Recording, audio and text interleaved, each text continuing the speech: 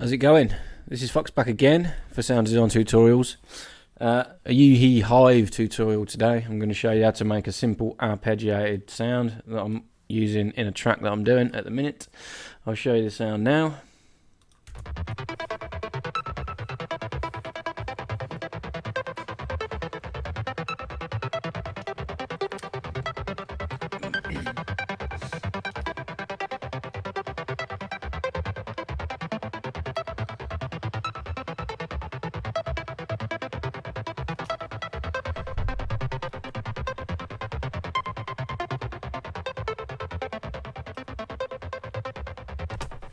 Okay, there it is.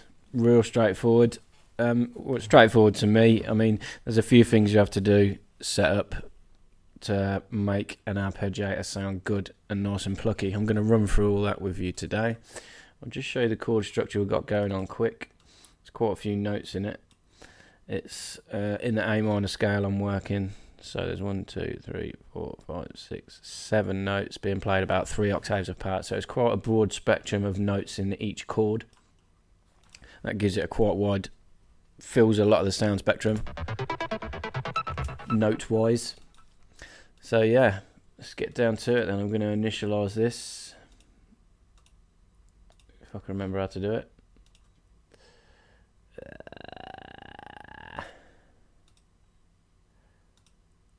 Init. Let's pulse in. I'll just turn the sidechain compressor off. So yeah, that's what you're getting straight off the bat. I mean, the chords are quite low. They're starting at 8 naught going up. So if you want it to sound exactly the same as this when you're recreating it, make sure your chords are that low. It's just chords I nick from something else. That's how I work in my tracks, and I'll pitch it internally to get it how I wanted it. So yeah, oscillator 1, we kept on a saw wave. Gave it 16 voices unison to make it nice and big. Kept the phase on random. Didn't really do much else. I detuned it ever so slightly. At the minute we've just got oscillator 1 going into filter 1, that's all we've got. We'll set the basis of the sound up. No, actually I think we'll turn the arpeggiator on straight away. So yeah, we're already in the arpeggiator section, so you can see how I craft the sound to get it nice and plucky sounding. So we're going to turn the arpeggiator on. It's this button here. We're going to keep it playing over just 1 octave, which means it's only going to use the notes which you provide in the chord. The direction, we want it as played. As they all come in at once, it starts at the lowest note and works all the way up. The order is in serial, as I just said, serial mode, restart mode none, the frame on 1, don't worry about that, just keep that as it is. So you are now going to hear this playing the notes through in the order and from A naught up.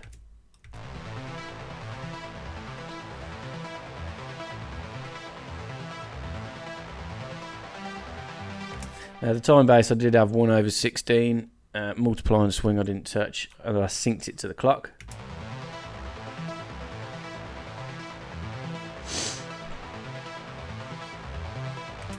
I use a modulator to change it up later on, but we'll do that in a bit. So yeah, first important thing to me when you're doing an arpeggiated sound is to get it plucky with the amp envelope. The way you do that is you have no sustain, minimal release, a tiny bit of attack just to stop any clicking on the notes, and then you control the length of the notes with a decay. If you want them to sound more furry, as I'll call it, or more of a tail, sort of blend into each other, the longer the decay.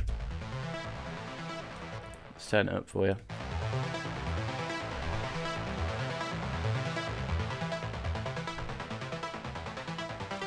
I had it there around about 35. You could leave it there at that. That's a real simple. It does what it says on the tin. That is an arpeggiated sound. I added a couple more layers to give it a bit more depth. I turned sub oscillator 1 on. Changes to a pulse. I like pulses and triangles and things like that in arpeggios. They've got more of a zingy feel to it. Sine waves as well are also really good. I pitch this one up 1 octave, so it's on 0. So it matches the same octave as the oscillator 1.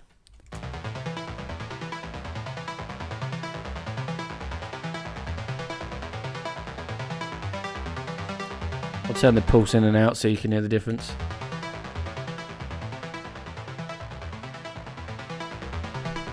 Gives it a lot more depth and a lot more deepness to the sound, which is what I was going for. I created an ARP higher up in the track that was made with a virus.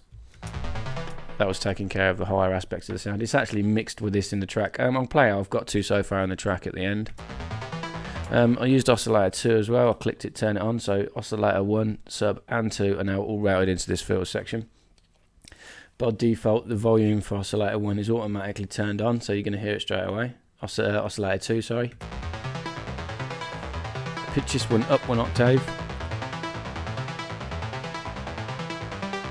16 voices unison again.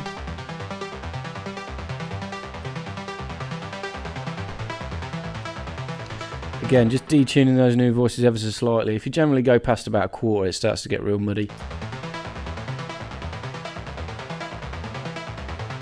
Get a bit techno-y or hard styley.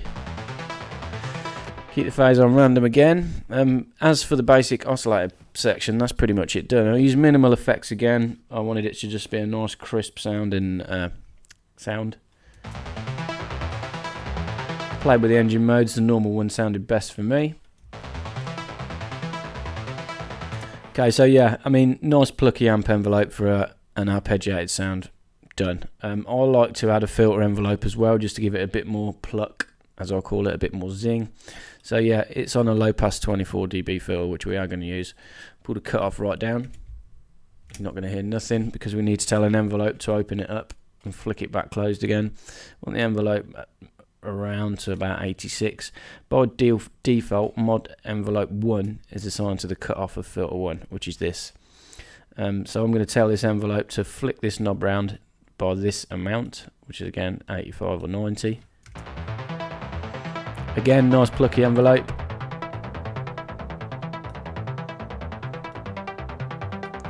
Slight bit more release than the amp envelope.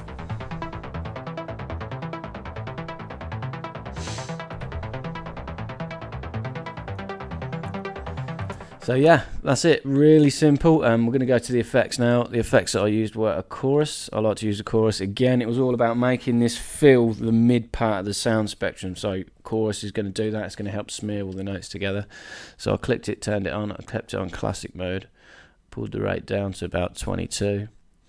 Depth down slightly as well. I pulled the dry wet down all the way to 0 so you can't hear any chorus. And then I controlled it by mod envelope 1. Which is the same flicky envelope that we've got controlling the filter. So it's going to introduce a bit of chorus at the start of the notes and then pull it out towards the end. A real neat trick. So drag it, drop it onto the wet. It automatically tells you there. This source box here is controlling chorus wet. We want it to be mod envelope 1, as I say, which was the snappy envelope that we set up for the filter. If it was down there like that, the envelope, you wouldn't hear it affecting the chorus. So yeah, and the amount I had was pretty much all the way around. I'll introduce it slowly so you can hear the effect it's having.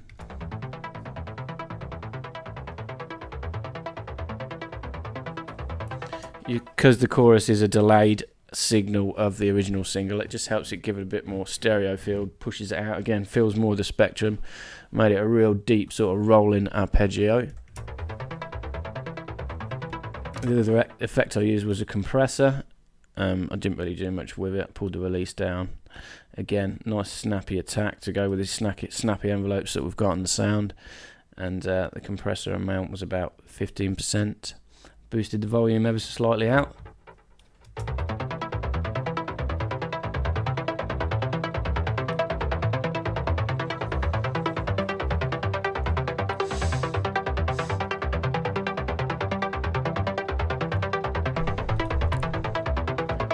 So yeah, in the arpeggiator section as well, you've got this step sequencer that you can use to change the pitch of notes also. I'll turn the arpeggio off.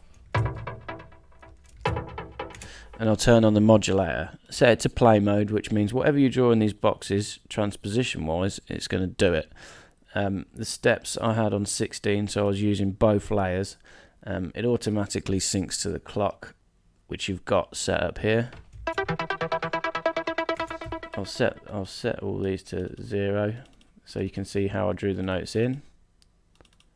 I mean, you pretty much can do this as you want, just draw the notes in as you want and use this as the arpeggiator, but it worked better when I had the arpeggiator as well, because the arpeggiator is transposing the notes for you in the chord by using the notes that it has on the input signal, but then you can tell it to transpose up or down an octave just to help it spice it up a bit. So I'll turn the arpeggiator on and then I'll add in the notes that I had here so you can hear the effect it's having.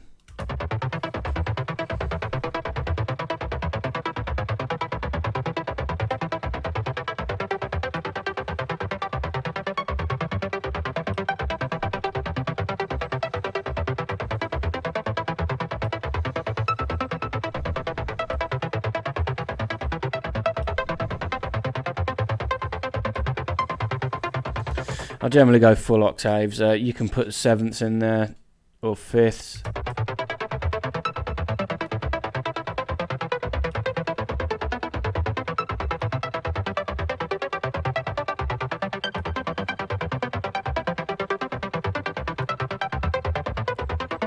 Sounds nice with that seventh at the end actually. I might leave that one there, but yeah, how I had it and that one there.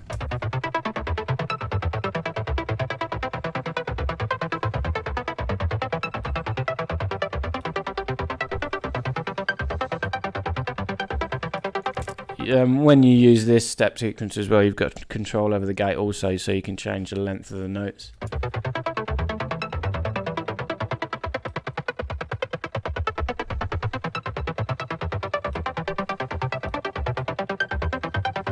Sounds really nice with those seventh notes in there. I'm just going to play this quick in the track, just this section, just see what it sounds like with that in as well.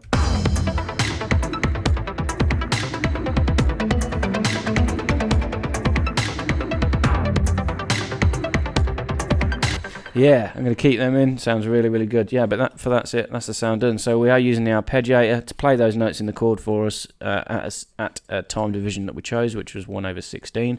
And we are also using the modulator to play these added notes. So when it gets to the note in the chord, it's going to then pitch it up, transpose it up or down to whatever you choose.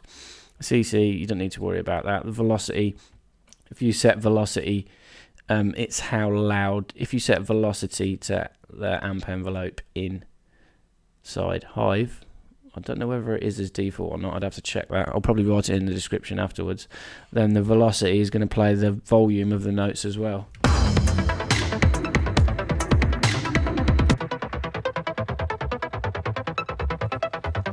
Really cool little app, thought I'd share it with you. As I say, this is a track that I'm working on. I'm going to play this through now. It's only 3 minutes I've got to or something at the end, just to let you hear how it's going. There'll be in the link in the description to this track when it's finished, and I am making this track solely during my live streams, which I generally do. If you want to get in on any of the live streams so you can see me work, you need to like my Facebook page, my Twitter account, or my Google Plus page. There'll be a link in the description to all of those. I'll post on there when I'm going to be streaming, so you can come along, have a chat, and watch me work. But yeah, for now, that's it. Nice little arpeggio with Hive. Okay, I'm just going to play this through for you now.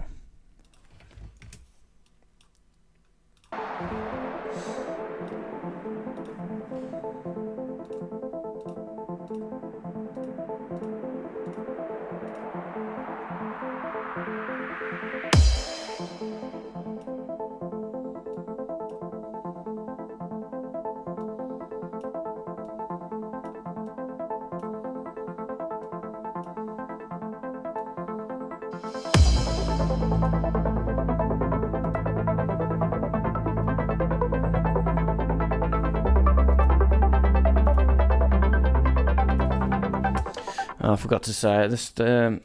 Sorry to jump back in now. I've started it playing. I'll turn the sidechain compression back on so it sits well in the track. And at the start of this little sequence here, I've got an auto filter on, just slightly LFOing. I wanted it not to be as prominent as some of the parts in the track. So yeah, sorry for that. I'll just play it again.